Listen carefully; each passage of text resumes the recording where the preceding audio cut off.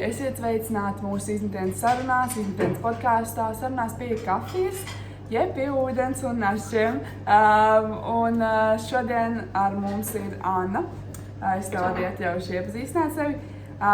Bet jā, kas tad ir izmitienas? Izmitienas ir vienkārši sarunas ar vienkāršiem jautājumiem, kas ir apdarināti ar vārdu izmest. Spēlēsim, redzēsim. Šobrīd varbūt ir nedaudz dīvaini uzķert kas un kā.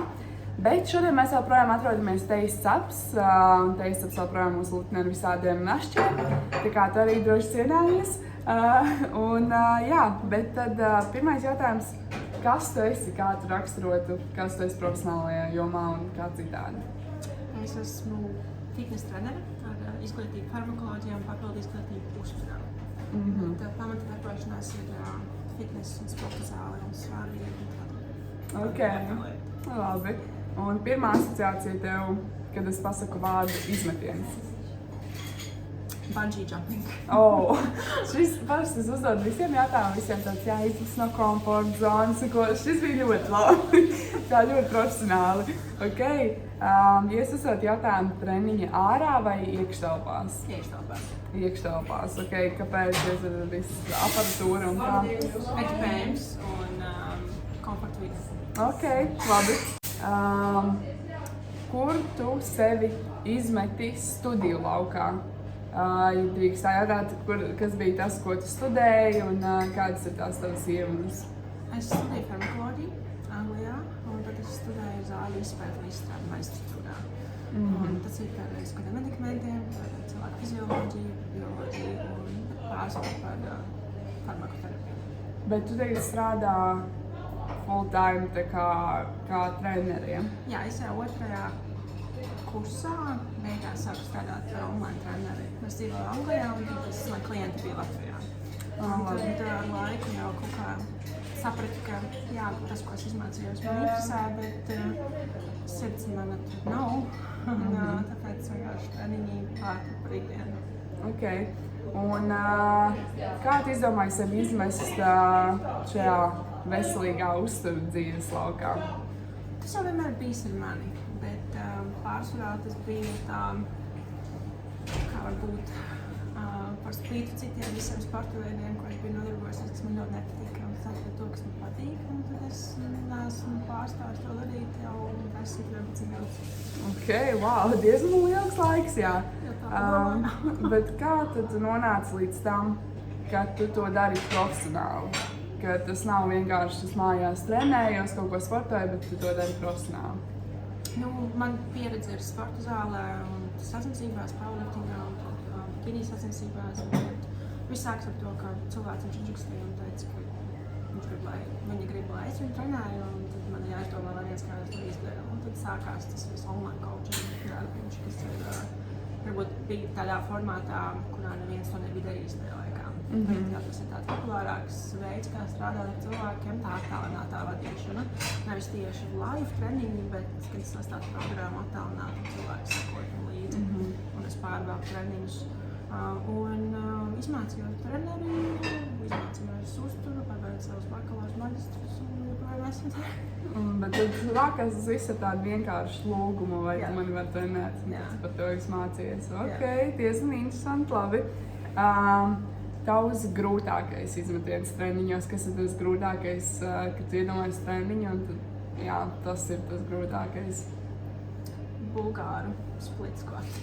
Bet var pastāstīt vēl kaut ko vairāk? Tad, kad tu liec vienkārši priekšā un aizmugurē uz paaugstinājumu un paņem frontāls rokas, parasti ir ļoti smagas.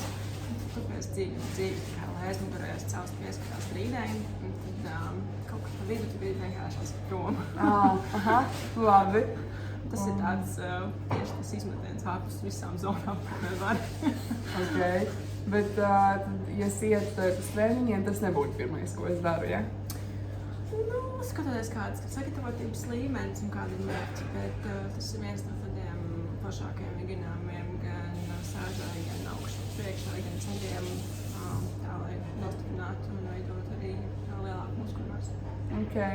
Un tad, ja mēs runājam par grūtāko izmetienu, kas ir tavs spilgtākais izmetiens tavā profesionālajā dzīvē?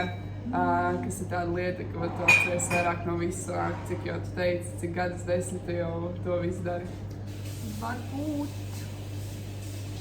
strādāt klātienē Londonas treniņu zālē. Jo trenēties nav tas pats, kas strādāt konkrētajā zālē, konkrētajā vidē, konkrētajā džimā. Un tur man visvairāk nācās saskaties ar ļoti dažādiem cilvēkiem. Un trenēt pacietību ar cilvēkiem, nedaudz svars vispār. Es saprotu, ka tas ir jādara. Tur ir cigādāka pieeja. Tur tajā tieši vietā. Labi. Savādāk. Bet, Labi. jā. Okay. Tur viss Londonas.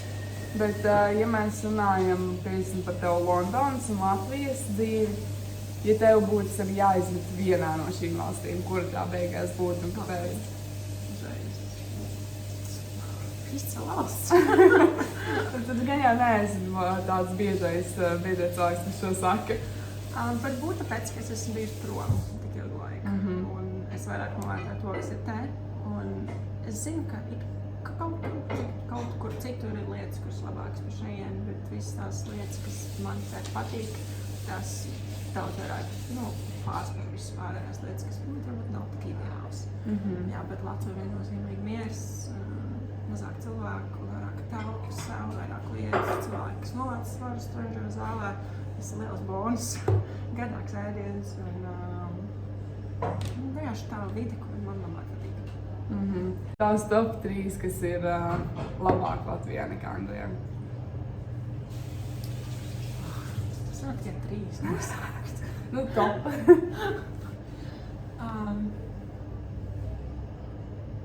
Mierīgāk ikdiena, mazāk steigas. Tas varētu būt pie viena. Otrs punkts ir draugi un ģimeņu, kulturālās vērtības. Tās es vairāk jūtu, novērtēju un pamanu šeit Latvijā. Un trešais ir skaistas treniņš. Wow, ok. Tas kaut kas, ko es negaidīju. Man šķiet, ka uzreiz Anglija, tā liekas, wow, kaut kas tur ir tāds daudz lielāks, daudz tāds foršāks, bet labi. Tas ar laiku atnāk. Tas ar laiku zaudē bišķi tā savu vērtību. Manā gadījumā, bet es neesmu bijis. Ok, labi, jā. Bieži vien ir redzams, ka vairāk piemēram, es nezinu, es agrāk sekoju, bija, protams, tas Covid laiks, un tad sekoju līdzi visiem fitnes treneriem, un daudz taisa savus biznesus, daudz veido kaut kādas arī, savas, nezinu, ēdiengrāmatas, savas apģērba kolekcijas, kaut kas tāds. Vai, ja tev būtu savs bizness, tu varētu izmest savu biznesu, kas tas būtu? Man jau no vienas puses ir savs bizness, kas ir saistīts ar coachingu un visu to, ko es daru konsultēšanās un treniņu jomās. Bet otrs varētu būt kaut kādi krekli, apensūru dzeķis, kuriem pašiem uzrakstiem, kas ir par treniņu zāli un par uzturu. Tev vajadzētu to īstenot. Jā, bet idejas krājas tajā blociņā, bet ar laiku. Ok, labi. Un, ja pieņemsim, tas būs tāds divdaļīgs jautājums. Viens būs tev, un viens būs, vai tu vari novērtēt tādu klientu statistiku. Viens ir priekš tevis. Es saprotu, ka tie ir diezgan savienojamas lietas, bet ēst veselīgi un trenēties, kas ir vienkāršāk priekš tevis?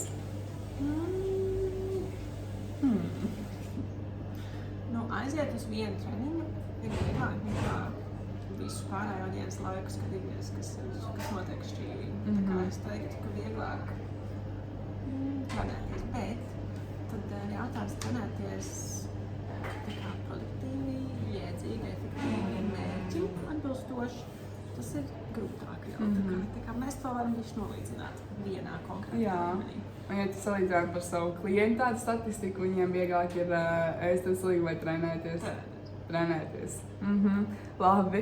Un vienmēr ir arī man agrāk ir tā, protams, bijis, man liekas, tas ir gandrīz katram. Pieņemsim, ir 20. decembris, iedomājies tādu laiku. Un tev, pieņemsim, saka, tur, nezinu, draudzene.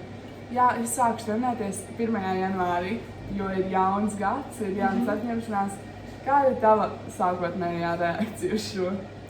Es teiktu, ka jāsāk tajā pašā dienā vai nākamajā dienā. Es 1. janvārī var pateikt, ka jau es sākšu tā attieksme višmierīgāk. Tad ir arī patīkamāk to turpināt darīt pēc svētkiem. Es uztveru to kā ļoti kaut kādu tādu grūtu, lielu lietu, kam jāpārkāp pāri, lai to sāktu.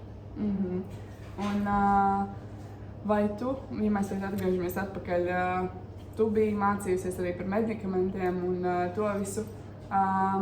Vai ja pēkšņi, es nezinu, ir pasaules galas fitnesam, vai tu varētu tur iet strādāt, vai tas tev nesagādā tādu dzīves prieku? Es domāju, ja es pacenstos atrast nozari tajā industrijā, kurā tiešām man varētu vairāk saistīt, nekā vienkārši strādāt laboratorijā, tad jā. Bet man tas ir pietiekami jāgrib, lai es to varētu sākt darīt un to sākt ņemties, ja tā padomā. Tāpēc tas būtu iespējams, bet man tas ir ļoti, ļoti jāsagrib. Okay. Un par to, ka tu esi diezgan aktīva arī sociālajos tīklos. Un kā tad tu izmeti sevi šajā jomā, šajā ainā, sociālajā tīklā? Tas bija arī pirms es pārvācos uz Londonu, tad bija 17 gadi, es to sāku darīt bišķi vairāk, bet es to darīju angliski. Es pārvācos uz Angliju un arī runāju angliski par visu, tad es sapratu, ka ļoti daudz no tā, ko es redzu sociālos tīklos latviešu valodā, ir vienkārši nekvalitatīva informācija, mārketings, vienkārši nekāšanās par cilvēkiem. Un es pārgāju uz latviešu valodu un es sāku par to ļoti skaļi stāstīt.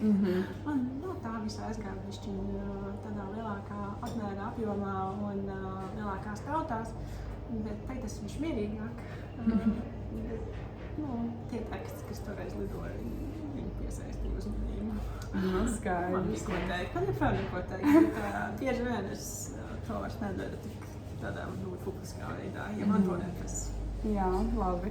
Un sanāk, tu tev ir tas dienas rutīna, tev saistās ar sporta zāli, ar trenēšanu, ar cilvēku trenēšanu, sejas trenēšanu, bet vai ir kaut kas, ko dari ārpus treniņiem, kaut kādi citi hobiji un kas ir tās tavas lietas? Man ļoti patīk Netflix.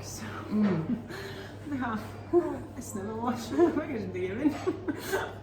Man ļoti patīk staigāt vetrīgi. Ir kāds brīdis, kad es tam veltu laiku, jo man pāris tās ielas, es tās ir ļoti foršām sajūtām. Vienkārši tāds veids, kā atpūtināt prātu un visiem datoriem un ekrāniem. Un es cenšos pamodām lasīt tādu grāmatu, kuras es saprikusi. Tas diezgan vienkārši. Ok, skaidrs. Un tad arī 2 jautājumi, kas ir visiem, bet atbildes arī ir diezgan dažādas atšķirīgas. Viens, kas ir tavs lielākais izmetiens dzīvē, tas nebūtu profesionāli, bet tavs lielākais izmetiens dzīvē, tas tavs lielākais izmetiens no komforta zonas vai kaut kas tam līdzīgs? Periods, kad es biju maģistratūrā, studēju treneru kursus, uzturu kursus un strādāju 2 darbos. Izlas ļoti daudz. Jā, tas bija pusotrs gads, ļoti smags, psiholoģiski, fiziski arī. Bet tas man parādīja, ka ja es gribu svaru, bet varbūt tā kā ikdienā, un katru gadu tas nav jādara. Sanāk, jo tu vairāk dari, jo tu vairāk var izdarīt. Jā, bet līdz kaut kādiem brīdim tad tas sāk ņemt nost arī no varbūt mentālās veselības. Jā, saprotams. Ļoti vajag, ļoti Ok. Un tad viens tāds vairāk ieteikums, ko tu ieteiktu skatītājiem, jeb klausītājiem, ko izmest no prāta vai vienkārši ko katram no mums vajadzētu izmest? Perfekcionismu. Jo tas ļoti bieži traucē vispār darīt kaut ko. Bet gan veselīgā uzturā, gan regulāros treniņos tas nav par perfekcionismu. Tas ir vairāk par to, ko mēs izdarām optimālāk nekā pagājušajā mēnesī, vai ko mēs varam izdarīt vispēc labāk tajā konkrētajā situācijā. Skaidrs, mēs esam ļoti veiksmīgi arī tikuši galā. Tā kā, jā, mēs gan vēl tiekamies visu nākamajās epizodēs. Bet, jā, paldies, Teisa, par uzņemšanu. Paldies, Annai. Jā, tā kā mēs tiekamies vēl skaties un klausties šo visur, kur es šo nevarēšu ielikt. Un, jā, tad tiekamies nākamo reizi un tā.